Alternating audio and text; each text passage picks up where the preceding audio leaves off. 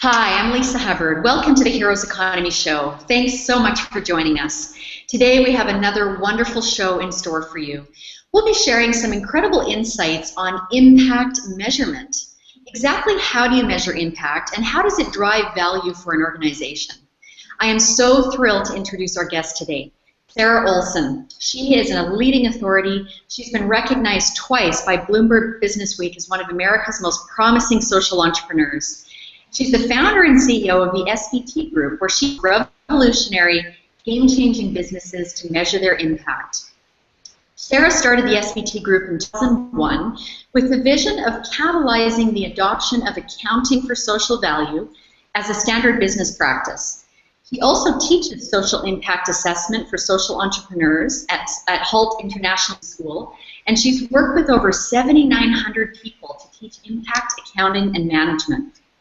She's also the founder of the Global Social Venture Competition and a globally recognized public speaker. With SVT, she's designed systems that today reveal the impact of over $2.5 billion in over 30 countries. So I can't speak enough about what an woman we have on the show today. And we're going to be talking about Sara's journey to building SVT and the importance of social impact assessment. Sara, thank you so much for joining us. It's such a pleasure to be here, Lisa. Thank you for having me. You're welcome. So why don't we start and talk a little bit about your journey. I was really touched when you shared with me, the story of where you started with SVT and really what was the original idea. What need did you see, for the world that, what was that you really wanted to address? Why don't you share that with us? Yeah, so I first got exposure to social entrepreneurship through originally an internship with Shorebank Corporation, which was one of the groundbreakers in the field of social business. We were working with teenagers in the south side of Chicago, creating a little business that they were instrumental in helping to run, and it was a design business where they were the artistic talent. We would do customized works of art for paying clients like big corporations or the city of Chicago, and we would outsource the mass production of these designs onto t-shirts. So these teenagers would make money and they learned how to run a business. They learned why to stay in school because you needed to be able to calculate the taxes on the sale. But our funding came from foundations, and the structure of the funding was one grant usually, because we were technically a nonprofit enterprise, for 1 year at a time. The money usually would say you can't reapply, and if they would refund us, they wanted to start us. They wanted to see us growing our impact. Mm-hmm. So how did they want to know that we were growing our impact? Well, they were not thinking very deeply, really, about that question, and so what they wanted was how many kids were coming in the door, basically. Wow. Without regard for whether those kids had access to the experiences and the support they needed to actually succeed. So what that combination of sort of the money's structure and this ask for outputs in the name of knowing what impact was happening led us to have to double our overhead so that we would have one full-time person doing nothing but raising grant funding every year. And because there was no attention on the money side being paid to what really drives impact, essentially by doubling the number of kids coming in with no additional resources to help ensure that they were addressing real client needs and having a supported experience, we were reducing the impact on each one of them.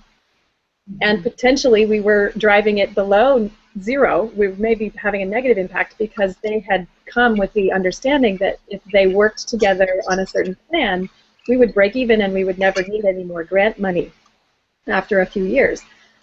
But with this sort of dynamic with the money, that date of break even was moving off into the distance and kind of disappearing. So what they were learning was that once again, adults had promised them something that wasn't true, that their contribution and their teamwork didn't really matter.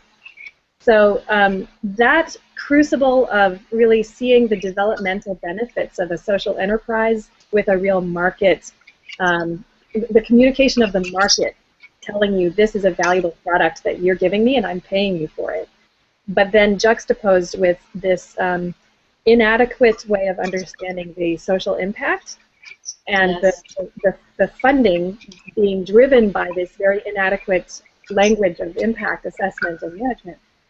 That really drove me to see that there's a huge opportunity if we could do a better job of understanding and communicating about impact and what drives it. How do you manage that?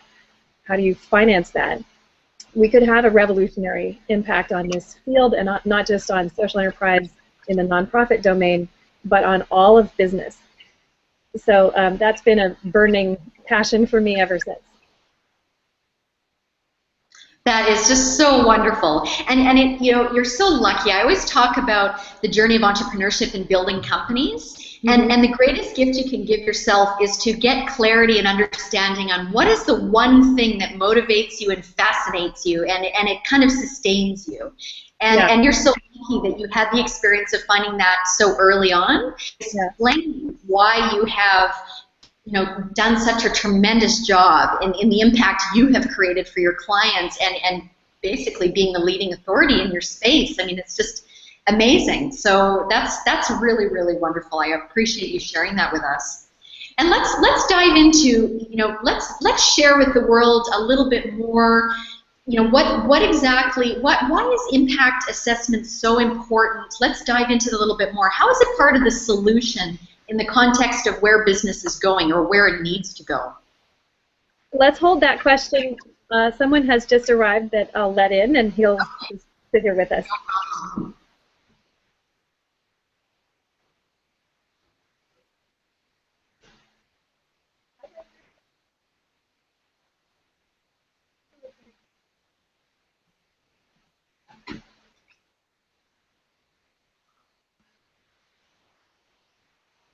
Okay. So your question is, what is it that makes this important for business? Is that right? Absolutely. How is it part of the solution in the context of where we want to see business going? Let's share with our audience, what do they need to know about impact assessment? Why is it so important? I mean, it's easy for us to sort of understand, but let's dive into that a little bit more. Well, I think there are a number of large-scale trends that have really taken hold in the last couple of decades. Obviously, there's one, which is that if you look at the market capitalization of publicly held corporations today, and for the last 3 decades actually, 80% of the value on the market of those companies is from intangible assets.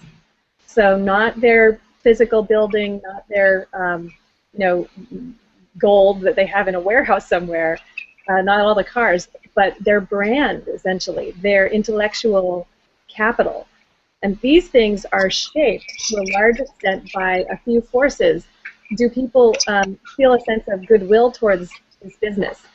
Do they trust the business? If the business says, here's what we're delivering to you, and then it turns out that it has all these other dimensions to it, like there are people being exploited somewhere, or there's an environmental problem, the market is able to see that and takes that into account, and that diminishes the market capitalization of companies. So that's one factor. But another one is that the internet means that we all live in a world where more than 1 in 7 people are on Facebook around the planet every month. We're connected to everyone on the planet practically every month, at least 1 billion people on the planet, and they are all over the world. So yes, there are still large numbers of people who don't have access to the internet, but the number of people who have access is huge. And what does that mean for businesses? It means that if you are operating with a global supply chain and you don't know how it's going for the people in their communities and for the environment, someone else is going to find that out and make the world aware of that. Absolutely. So you have a new impetus to understand this. And then I would say lastly, the millennial generation and many other people are very interested in knowing that the planet is going to still be healthy and stable for us, just from a climate perspective and from an ecosystem perspective, into their old age and the lives of their children. So we can't just assume that just continuing to operate the way we have been is going to leave things in that shape. I think it's increasingly obvious to people who are younger and people who are thinking about these systems that we need to do something differently. Our financial systems don't help us do any of those things right now. So that's why we need to change them. That's why we are working on measuring our social impact. That's absolutely wonderful, and to add to that point, they're expecting another 3 billion people to come online in the next decade, and we're in this age of radical transparency. And also, I mean, you and I can speak very passionately about this for hours and hours. I mean, it's really redefining what it means successful in business, and what is it that is making a contribution. Mm-hmm. And so I just feel that this body of work is so important, because it's really pushing the boundaries and making people understand that this whole single-minded profit mentality is just not conducive to a holistic holistic well-being for everyone involved, all of the stakeholders, and really what that business is doing for the for people on the planet. So I just wanted to I feel so passionately about it, the same as you. It's just really essential that we get the message out about what these metrics are, and again, just shed light on the companies that are doing tremendous things. So that's wonderful.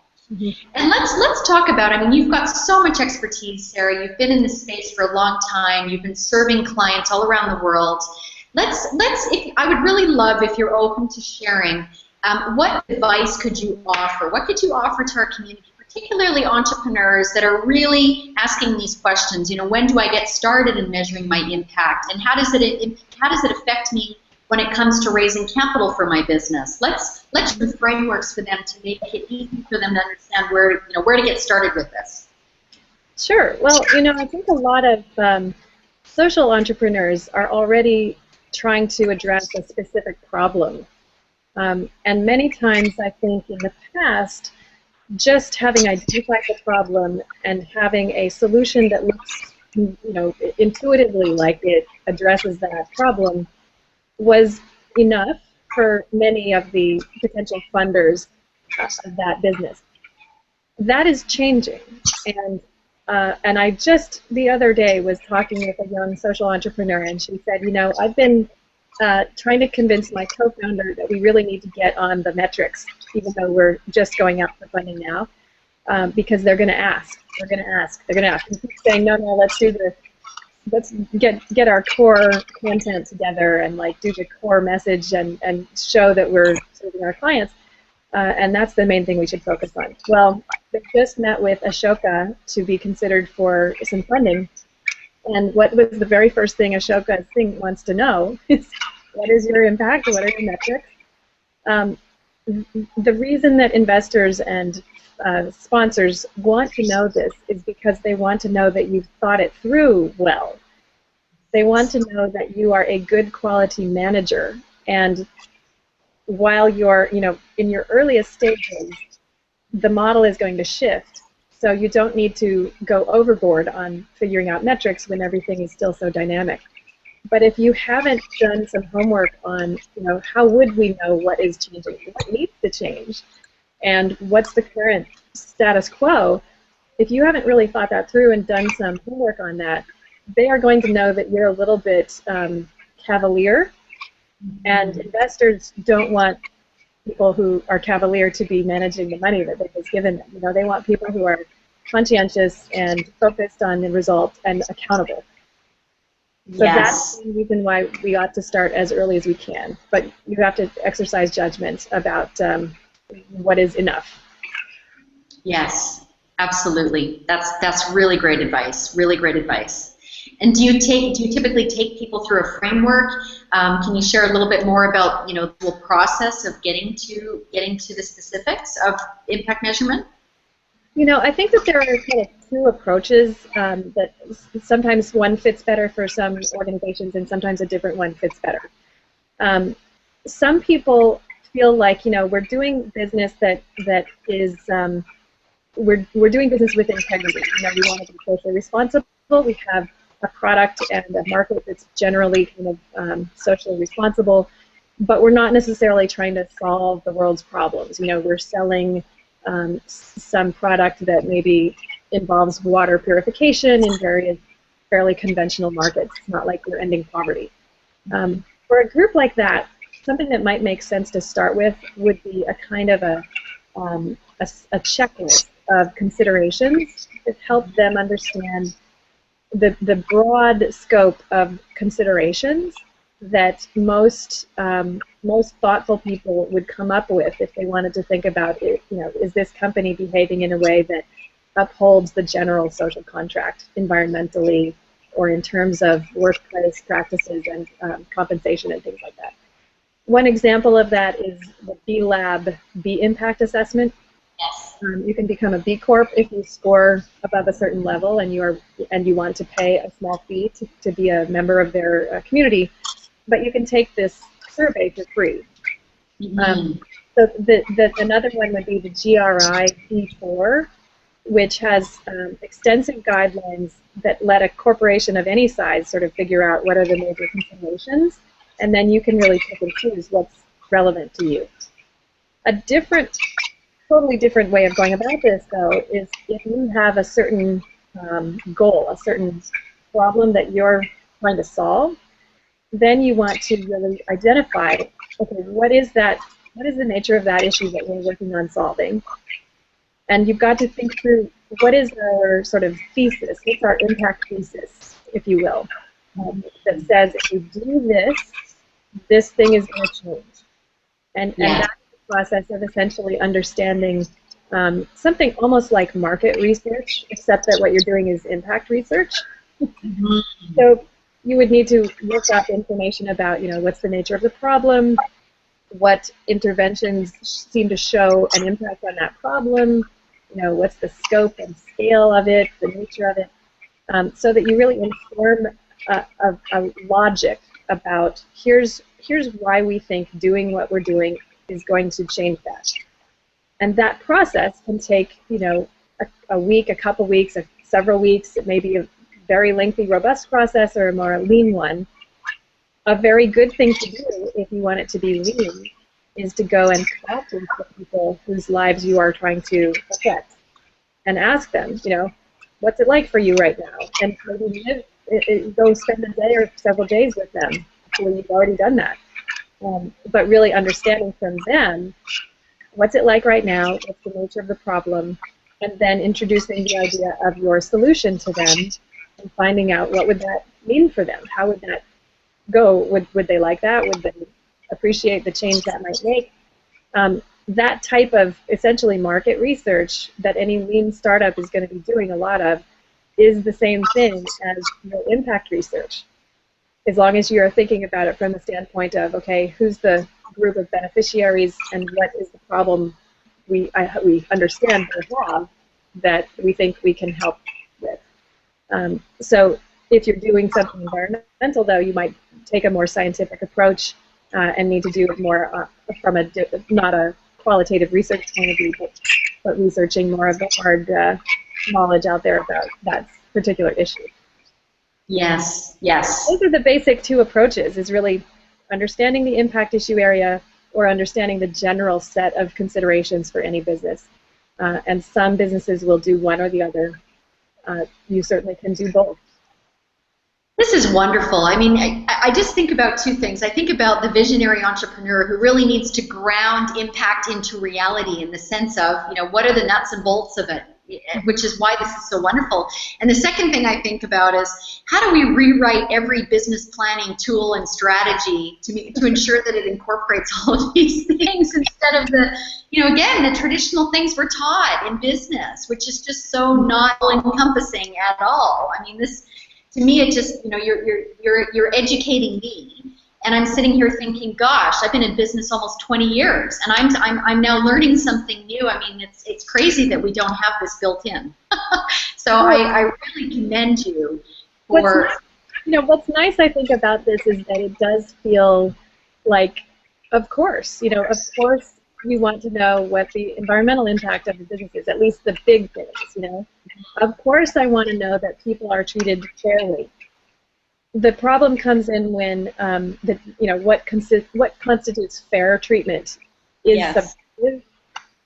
That's true. So figuring out what stake you're going to put in the ground, or what stake your customers have put in the ground that matters to them, that can be a little bit of a process. But the essence of it is so, of course we should be doing this, and therefore I think it is likely that we will get there. I mean, there's the Sustainability Accounting Standards Board, SASB, has gotten formed. The former chairwoman of the SEC is on their board now. Michael Bloomberg is on their board now. There are major players coming out every day saying we really need to address climate change. It's a business risk factor. So there are huge resources coming to bear that are really going to help integrate this into the mainstream business curriculum going forward. And it's going to happen much faster, I think, than anyone realizes. It's already happened to quite some extent. That is so wonderful, and I want to share something with you that really lit me up. We were at the last Social Venture Network conference, and the founders of Harmless Harvest were talking about how they wanted their business to end up on the right side of history. And I can't help but think, I mean, this body of work and this work that you so dedicated your life to is really about putting business on the right side of history. So I just want to celebrate you, Sarah. I think it's fabulous. Well, and I want you to. Oh, sorry, go ahead. I just would add, though, that I think that there are some people who worry that if we do spend time and resources measuring impact, we might take away from the purpose of the company. And I think that I want to give some credit to that point of view, because it is possible to do a poor job designing the metrics and then to be kind of steering off course against those metrics. Mm-hmm. So I'm not saying that this is necessarily just because it's simple doesn't mean it's easy. Yes. But there are some relatively straightforward things that you can think through and begin to put in place. And then as long as you keep open the door to what else is changing that we need to pay attention to, and how do we integrate that into our decision making as the management team. As long as you leave that door open, you can get started and you can make sure that you're not wasting time and resources. But I think that not doing it is not acceptable anymore. Yes, absolutely, absolutely. That's fabulous. You've provided such great advice. So, Sarah, thank you very, very much. I'm sure we'll have some inquiries. Where can people find more information about you? Share your web address, and I'm assuming your team is open to consultation. So, share a little bit more about SVT. Well, absolutely. I mean, we would love to hear from anyone who's kind of grappling with these issues. We can help you find resources that are the right fit. Our website is svtgroup.net. There are a few short videos that you can access on Vimeo that talk about some of the basic steps to work through in order to think through some of the impact measurement questions that were over on this side. So if people wanted to Google Vimeo and find the SVT Group channel, these are called the Cornerstone videos, but I think they can be found if you just look for SVT Group's channel on Vimeo. Excellent, excellent. Yeah, there are a lot of resources out there to help people get started without paying any money. So I certainly would be happy to hear from anybody who wants a little bit of help finding those things. Fantastic. And we certainly, again, we welcome any questions or comments that you have. More information, you can certainly visit our website, heroeseconomy.com. And Sarah, I just want to thank you again for being part of the show. It's been tremendously valuable, and we wish you all the best with your continued work. Thank you so much, Lisa, for having me again. It was an honor to be here, and I appreciate what the Heroes Economy is all about. So I wish you great success also. Thank you. Thank you very much.